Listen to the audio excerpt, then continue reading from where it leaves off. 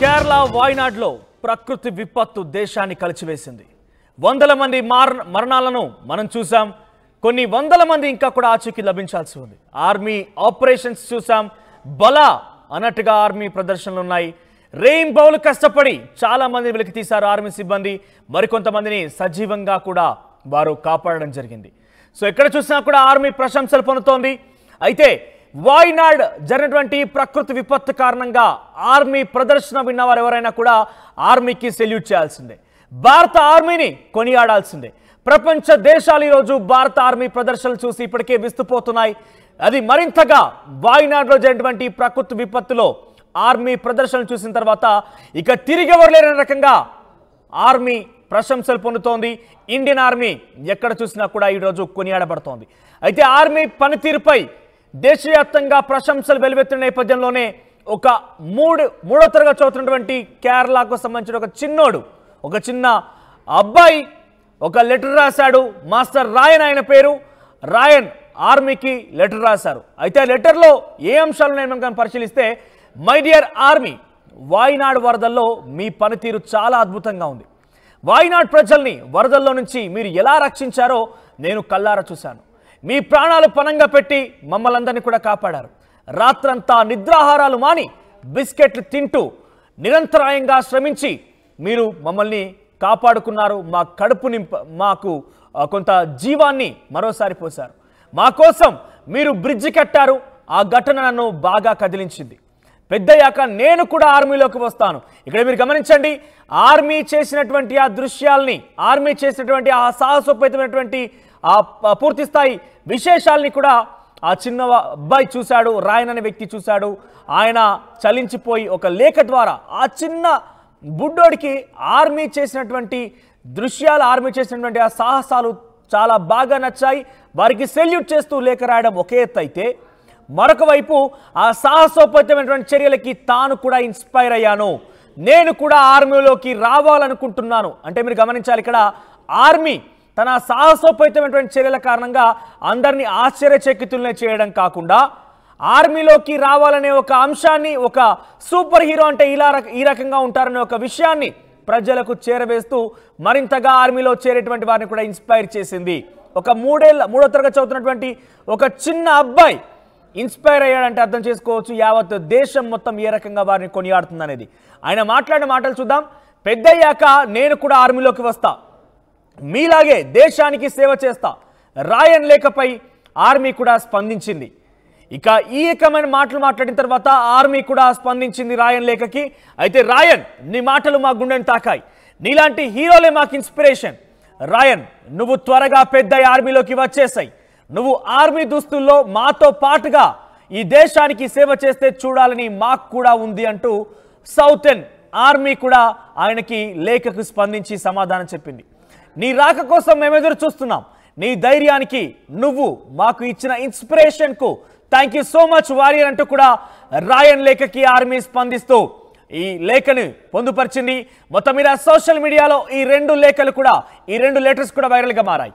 Yes, hats off to Indian army అనే రకంగా ప్రౌడ్గా ఫీల్ అవుతున్నటువంటి అక్కడ సాహసోపేతమైన చర్యలు చేపట్టింది. సుమారుగా వందల కొద్ది శవాలను వెలికి తీసింది. చాలా మందిని కూడా సాహసోపేతం అంటే ఎంత ఒక విషయం మీకు చెప్తే కనుక డెఫినెట్గా మీరు కూడా ఆర్మీని కొనియాడక తప్పదు.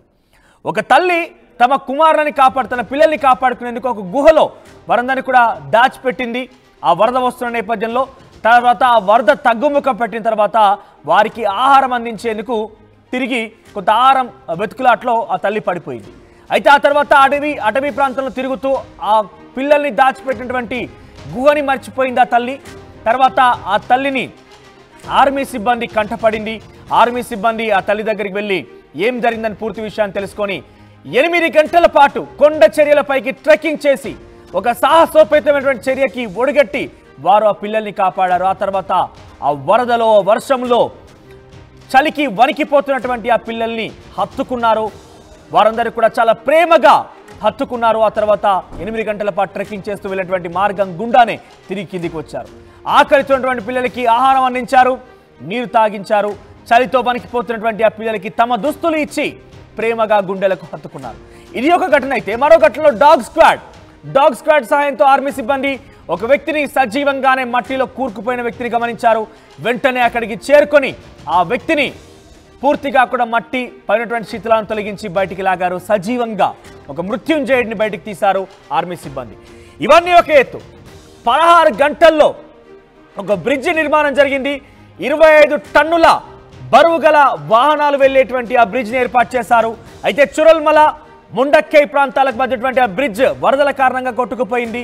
ఆ తర్వాత అటున్నటువంటి వారిని ఇటు రావడం కోసం చాలా ఇబ్బందులు పడ్డారు. ఆర్మీ సిబ్బందికి ఒక చాలా టఫ్ సిచ్యువేషన్గా ఆ సిచ్యువేషన్ ఎదురైంది. అయితే నాకు తెలిసి ఏ ఇంజనీరింగ్ కానీ ఏ ఆర్కిటెక్ట్ కానీ ఎవరికి కూడా కనీసం కల్లో కూడా ఊహించాం మనం. 16 గంటల్లోనే నిరంతరాయంగా శ్రమించి ఆ బ్రిడ్జ్ని ఏర్పాటు చేశారు. ఆ తర్వాత ఆ బ్రిడ్జ్ గుండా చాలా మందిని కూడా ఇవతల వైపు తీసుకురావడం జరిగింది. 16 గంటల్లోనే సాధ్యమైంది. 140 మంది ఆర్మీ సిబ్బంది ఈ బ్రిడ్జ్ ఏర్పాటులో పాల్గొన్నారు. దానికి ఒక మహిళా అధికారి సీతా షెల్కి అని ఒక మహిళా అధికారి ప్రాతినిధ్యం వహించింది. ఆమె నాయకత్వంలో ఈ బ్రిడ్జ్ ఏర్పాటైంది. అర్థం చేసుకోవచ్చు ఇక్కడ ఎంత సాహసోపేతమైన చర్యలు అంటే వాయినాడ్లో డెఫినెట్గా చాలా మంది మరణాలు సంభవించాయి. చాలా మంది మరణాలు సంభవించడమే కాకుండా ఆ శిథిలాల మధ్య పడిపోయి ఎవరి శరీర భాగాలు ఎవరివో అర్థం కాని పరిస్థితి, ఎవరిని ఏ రకంగా గుర్తుపట్టాలో అర్థం కాని పరిస్థితి. శిథిలాల కింద ఇంకా కూడా సజీవ దహనమైనటువంటి వారు ఎంతో మంది ఉన్నారు. వారందరూ కూడా స్టిల్ కాపాడాల్సి ఉంది. ఆర్మీ సిబ్బంది ఇంకా రెస్క్యూ ఆపరేషన్స్ కొనసాగిస్తోంది.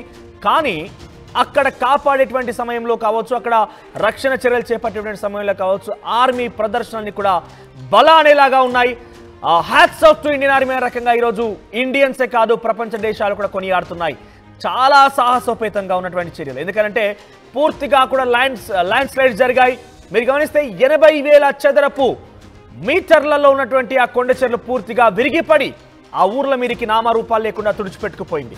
వాటన్నిటిని ఒక్కొక్కటిగా వెలికి తీస్తూ చాలా మందిని కాపాడడం జరిగింది. మరోవైపు అక్కడ మృతదేహాలుగా పడినటువంటి ఆ శిథిలాల కింద పడినటువంటి ఆ వ్యక్తుల్ని కూడా వెలికి తీశారు.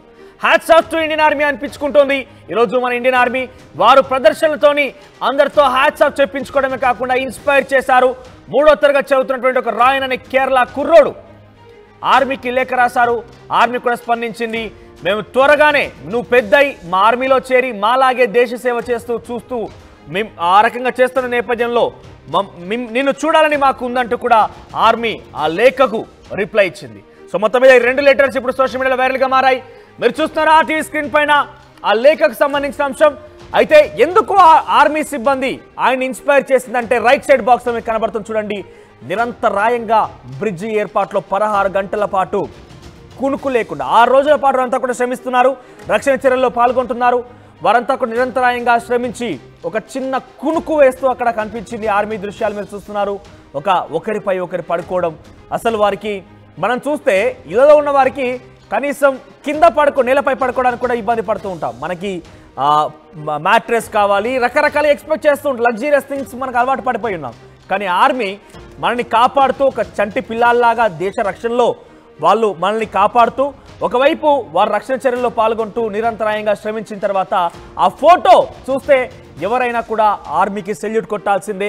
ఆర్మీ ప్రతిభని మనం గమనించాల్సిందే, ఇన్స్పైర్గా కూడా తీసుకోవాల్సిందే.